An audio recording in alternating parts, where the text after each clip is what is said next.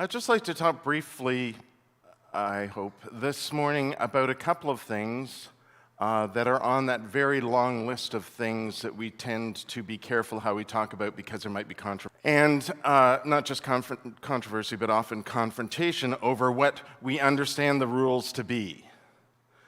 Oh, that sounded like it came right out of the scripture passage, didn't it? Those two things are miracles and Sabbath.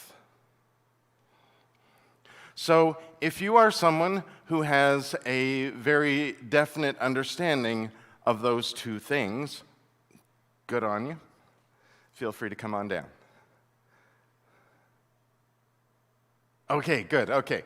So the thing about that is that we've learned over the years those two things a certain way. And in fact, some of what we've learned is ingrained in the culture or traditions of whatever religious tradition we belong to, right? So, for example, miracles are those things where Jesus does something where he demonstrates the power of God. And the Sabbath is very definitively a certain day, a 24-hour period rather. It's a period of time that is set aside for which there are very specific rules that allow you to do certain things and not other things, specifically not work. And there are traditions for whom those things are very fundamental, particularly the Jewish tradition around Sabbath and its meaning. So let's go in reverse order with those things for a second. I just want to be clear that if you have particular ideas around those things, you are welcome to those. I don't wish to challenge them so much as offer you some alternative thoughts about them. Particularly if one of your thoughts around the Sabbath is that it is a specific 24-hour period during which certain things may or may not be done. So if there's anyone here today who's Jewish, you're welcome to that. Or Seventh-day Adventists, you are welcome to that. You are welcome to however you understand that. Let me just say, though, that nowhere in the Christian tradition is the Sabbath Sunday. It's just not. The first followers of Jesus were Jews. So they went to synagogue on Saturday like good Jews did, and then they celebrated Jesus on the next day, the day of resurrection, or the Lord's Day, or the first day of the week. The day of resurrection and the first day of the week are actually biblical ways of describing that next day, but that's how it worked. They went to synagogue on Saturday until they didn't, and then they celebrated on Sunday. So Sunday is the Lord's Day, the first day of the week, the day of resurrection. But it's not the Sabbath. Let me just say that carefully. It's not the Sabbath, but it may be a Sabbath, depending on your understanding of Sabbath. So let's talk about Sabbath for a second. I believe that the point of Sabbath isn't simply to do nothing. And so for all of the rules that we might have around doing work on the Sabbath, that's not the point. And I think that's the point Jesus is trying to make in the story we've heard this morning, and the story that we often hear, because there's lots of stories about Jesus talking about the Sabbath and things happening on the Sabbath. The point isn't just to do no work. Let's go back to the creation story in Genesis, right? Because that's the fundamental basis for having a Sabbath, is that God created for 6 days, and then on the seventh day, God rested. God rested. It doesn't say God took a day off. And I like to think what happened on that seventh day is that God, just let me anthropomorphize God for a second. God looked around at all of the amazing stuff that had been created in the first 6 days and went, that's pretty awesome. That's pretty amazing. It's very cool. I like that. And that whole human thing, like creating them last and from the earth as well, it's awesome. I love it.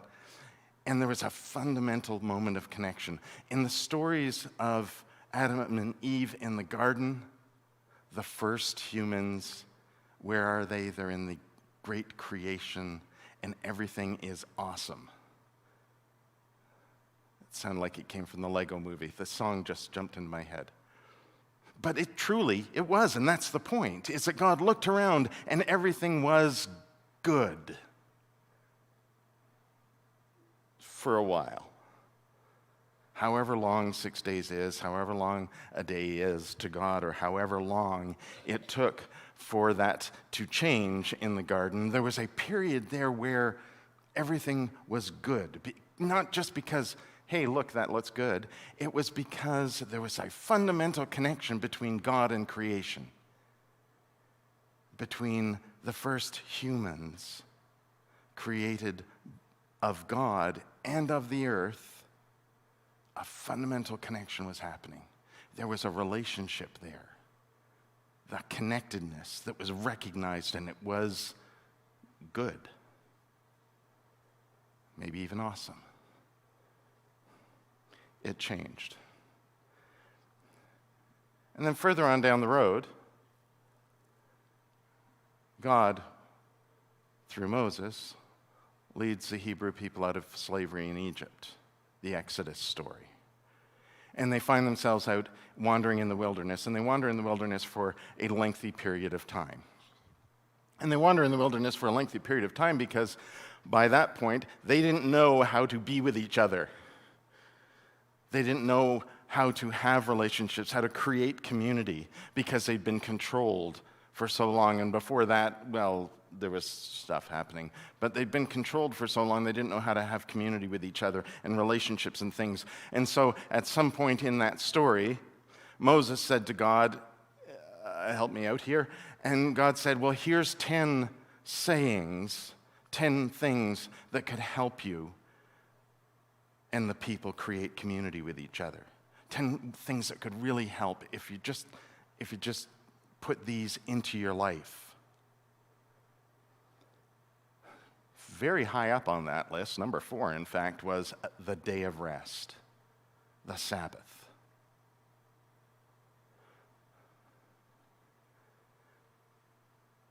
A day of rest.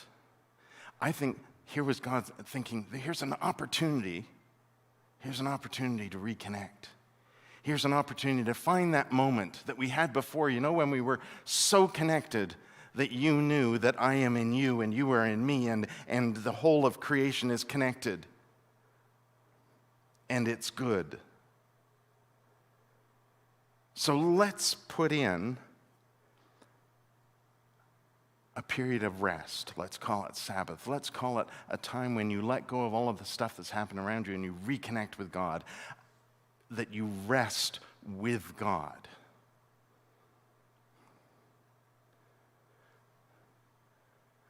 Well, but further on down the road, here's Jesus.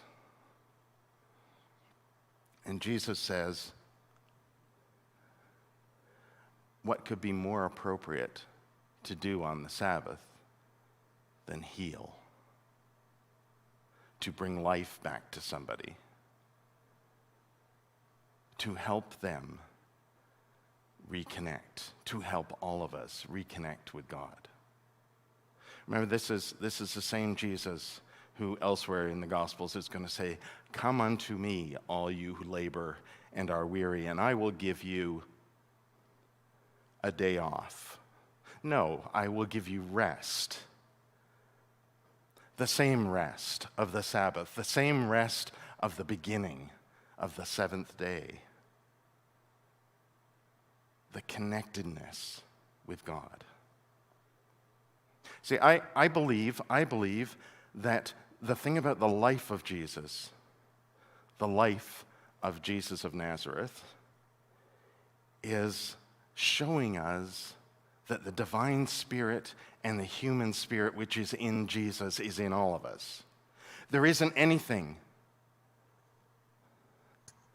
There's almost nothing, I'm just going to hedge my bet slightly, that Jesus shows us that we can't do. And so when it comes to things like miracles, I understand that miracles in the context of Jesus demonstrating something that we are in fact capable of.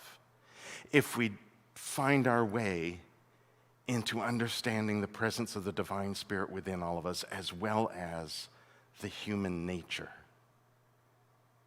Remember from the beginning?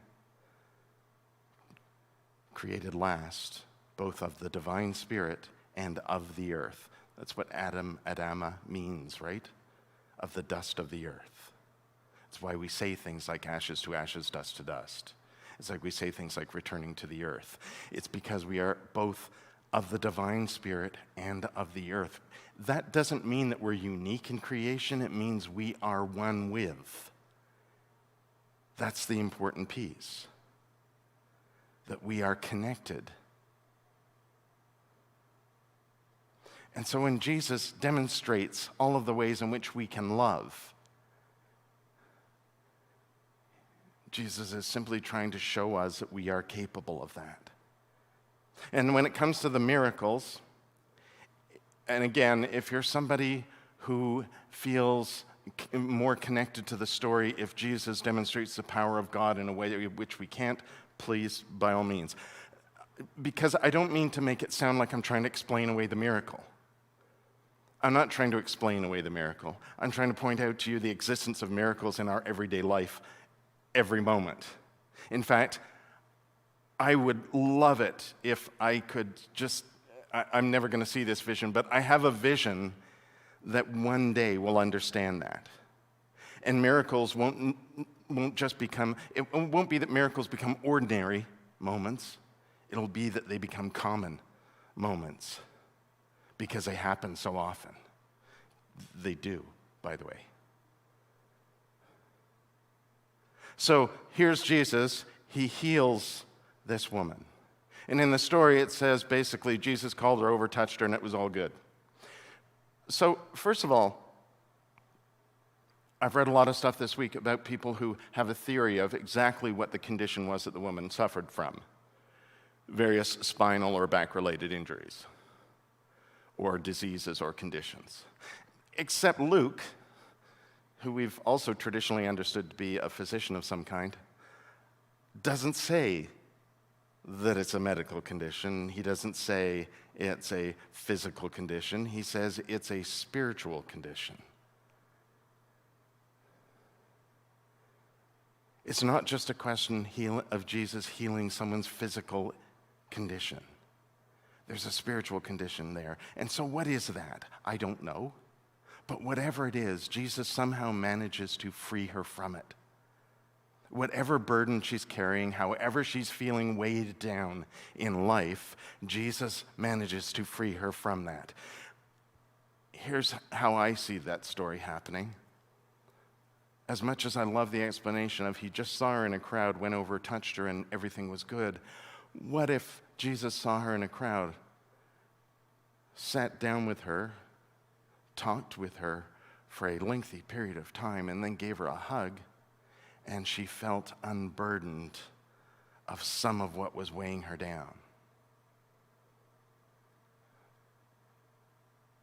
Haven't you had that experience? Of simply being able to share something that is weighing you down, some burden that you carry, you share it with someone and you feel lighter, a little bit unburdened, a little bit less weighed down.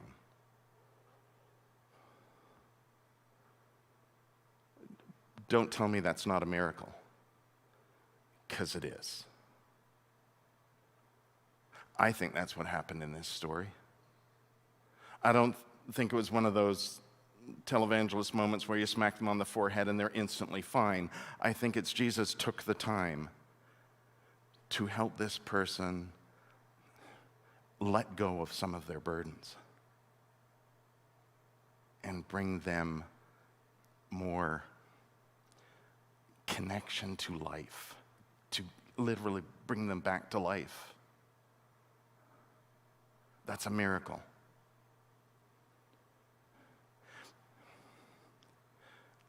I'm not going to say it isn't work, because it is sometimes.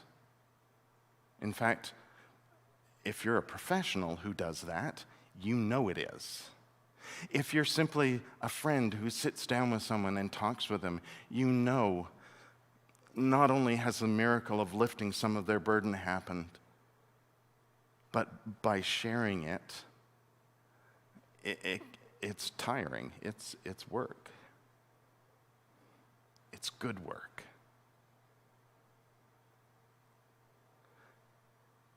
But is it the work that the leader of the synagogue thinks is work? So Jesus helps this person be free of some of their burdens. The same Jesus who says, "Come to me and I will give you rest."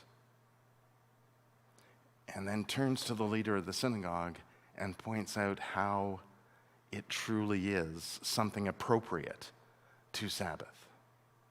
I don't think it's just a question of course, if you have animals, you're going to bring them to water because they need water. That's not work. I've never actually tried to get a donkey to come to water, but if you have and you realize what a struggle that might be, it can. I certainly know this morning it took me half an hour to get one of my dogs to eat its breakfast, so there's got to be some work involved there. But why is that okay? It's okay because you're bringing them to water. You're literally bringing them to life.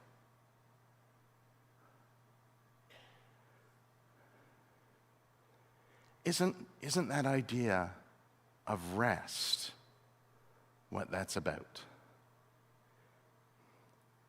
When it says God rested on the seventh day, or it says the Sabbath day you will rest, it doesn't just mean do nothing any more than Jesus would do nothing on the Sabbath.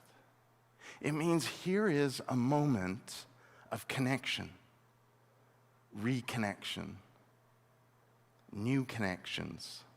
Here's a moment of new life. I was thinking about this last week because somebody pointed this out to me.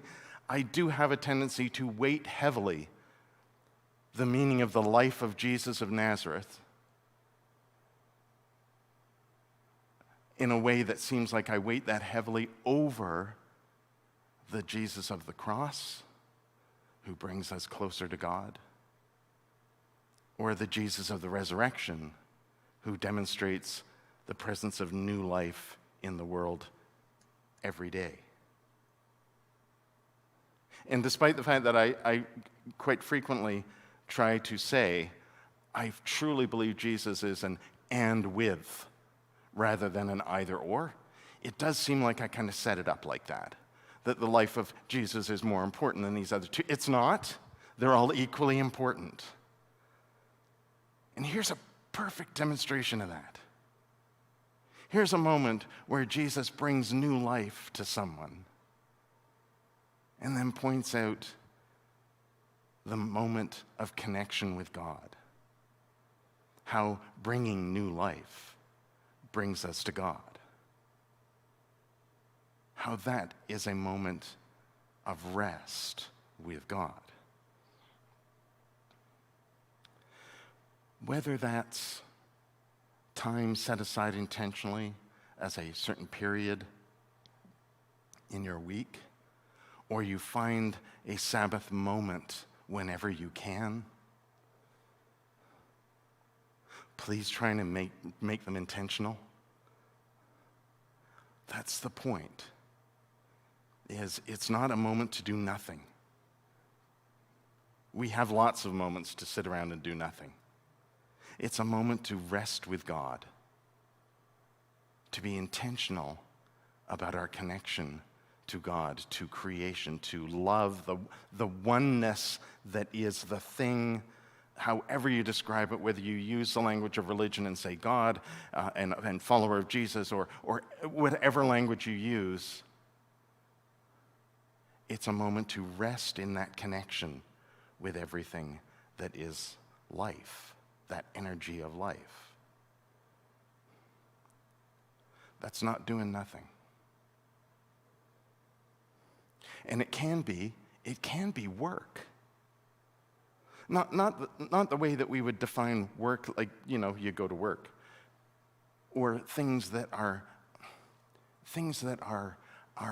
that very contemporary way that we understand work versus play, right? We see them as opposites.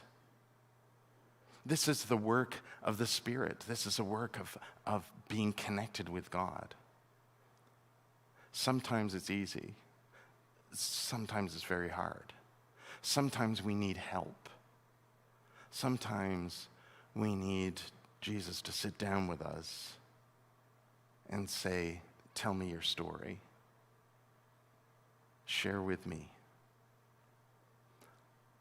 I will help you find rest. That Jesus is in all of us, and we're all capable of that. And yes, it's a miracle. And yes, you can do it on the Sabbath.